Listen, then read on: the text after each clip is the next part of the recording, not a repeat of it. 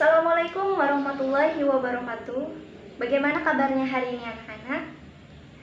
Alhamdulillah, semoga kita selalu senantiasa diberikan kesehatan oleh Allah Subhanahu wa Ta'ala.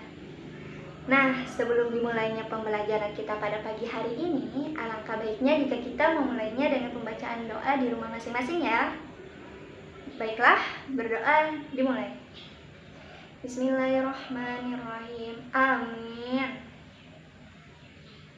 Nah, semoga dengan pembacaan doa tadi dapat membuat kita memahami dan mengamalkan pembelajaran kita pada pagi hari ini. Baiklah, sebelumnya Ibu ingatkan kepada anak-anak untuk mengisi absen terlebih dahulu yang telah Ibu kirimkan linknya di grup WhatsApp ya. Jangan lupa diisi absennya. Nah, sekarang Ibu akan membahas sebuah materi yang sangat menarik. Tapi sebelumnya, Ibu mau tanya, anak-anak, apakah ada yang tahu nggak? Mengapa Islam mengatur apa yang diperbolehkan dan apa yang tidak diperbolehkan? Baik itu dalam bergaul dengan orang tua, teman sebaya, orang yang lebih muda, maupun lawan jenis. Yo, ada yang tahu nggak? Penasaran kan? Nah, ini yang akan kita bahas pada pertemuan kita kali ini, yaitu adab pergaulan dalam Islam. Nah, jadi pembahasan kita pada pagi hari ini ialah adab pergaulan dalam Islam.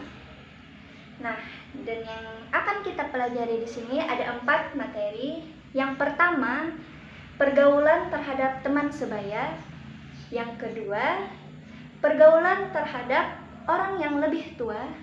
Dan yang ketiga, pergaulan terhadap orang yang lebih muda. Dan yang terakhir, pergaulan terhadap lawan jenis.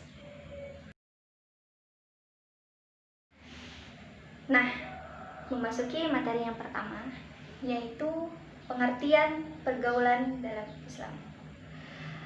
Baiklah anak-anak, sebagaimana yang kita ketahui bahwasanya kita adalah makhluk yang saling bersosialisasi, baik itu dengan masyarakat, baik itu dengan orang-orang terdekat. Nah, jadi pergaulan di sini adalah sebuah interaksi antara individu dengan individu lainnya, ataupun interaksi antara individu dan kelompok. Nah, sebagaimana yang Ibu jelaskan tadi, bahwasanya kita tidak terlepas dari yang namanya hidup bersosial kemasyarakatan. Tetapi dalam pergaulan Islam di sini, Islam telah mengatur batasan-batasan apa saja yang diperbolehkan maupun yang tidak diperbolehkan. Nah, memasuki materi yang pertama, pergaulan terhadap teman sebaya. Anak-anak, jadi teman sebaya itu adalah teman yang usianya hampir sama dengan kita.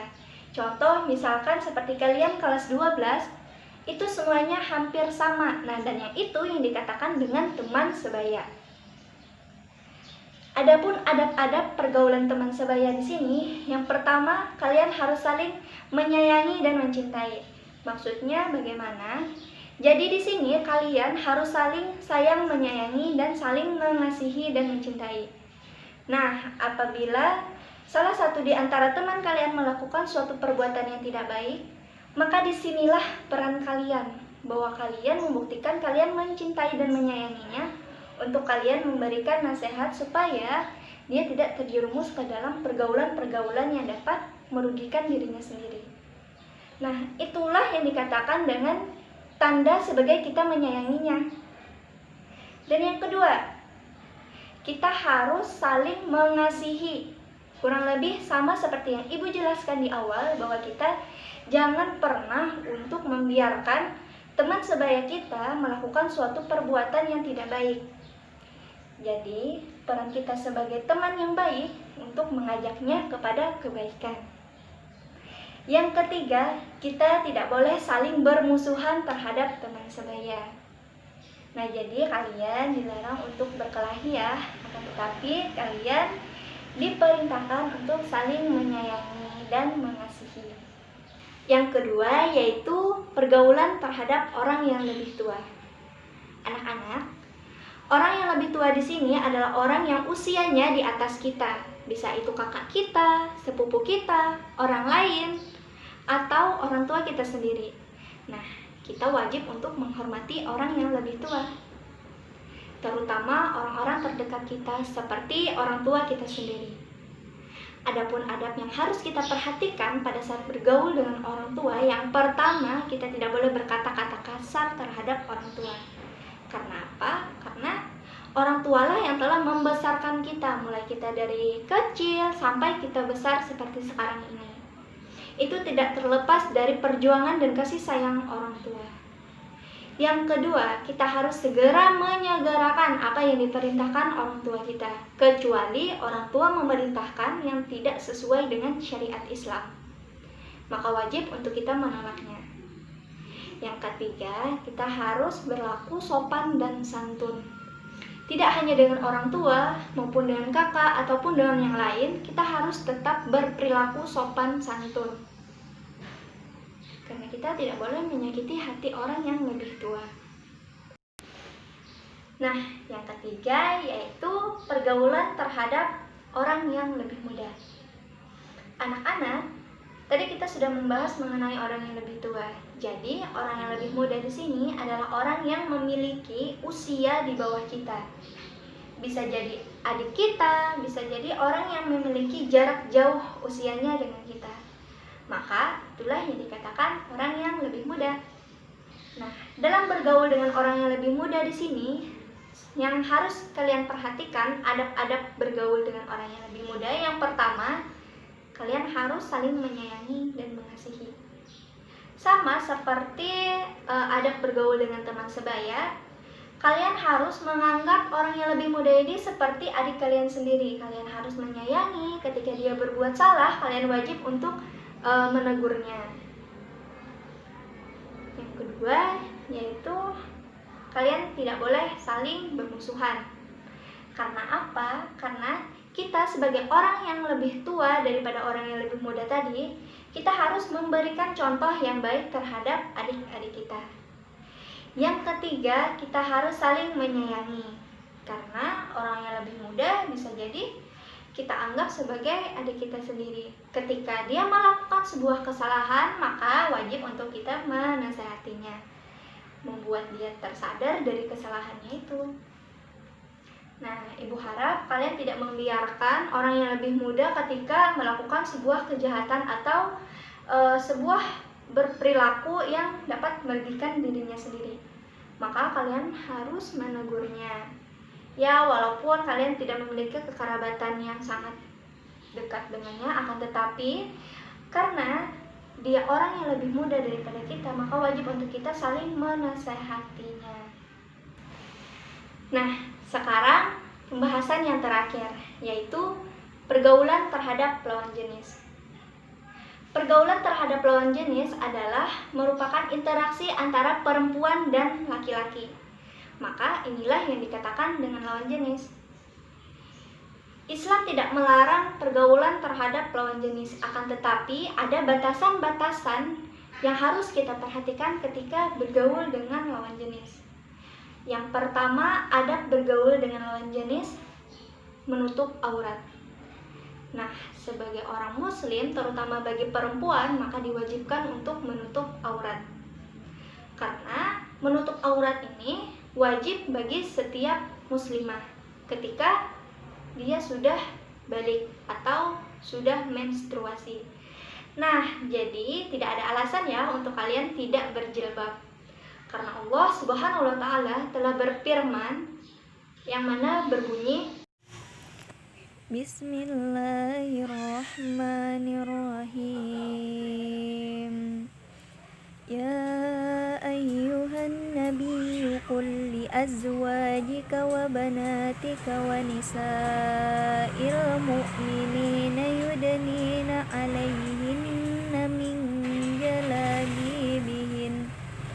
Dzalika adna ay yu'rafna fala yu'dzain. Wa kana Allahu ghafurur rahima.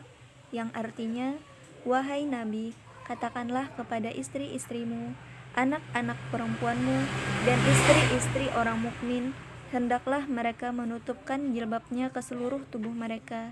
Yang demikian itu agar mereka lebih mudah untuk dikenali, sehingga mereka tidak diganggu, dan sesungguhnya Allah Maha Pengampun dan Maha Penyayang." Quran Surah Al-Ahzab ayat 59. Nah, dari ayat tersebut sudah dapat ditarik kesimpulan bahwasanya seorang muslimah diwajibkan untuk menutup aurat ketika dia sudah balik. Jadi, yuk yang belum berjilbab untuk segera menutup auratnya.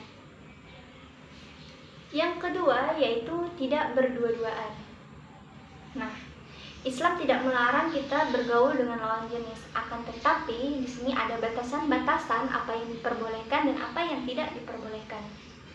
Dilarang berdua-duaan di sini maksudnya ialah dilarang berdua-duaan berinteraksi ketika di dalam tempat yang sepi. Misalkan tidak ada orang sama sekali, maka itu dilarang. Misalkan kita berdua-duaan di tempat yang gelap, maka itu juga dilarang. Karena apa? Karena orang ketiganya adalah setan. Yang ketiga yaitu menundukkan pandangan. Nah, jadi kita ketika melakukan interaksi dengan lawan jenis, kita harus menundukkan pandangan.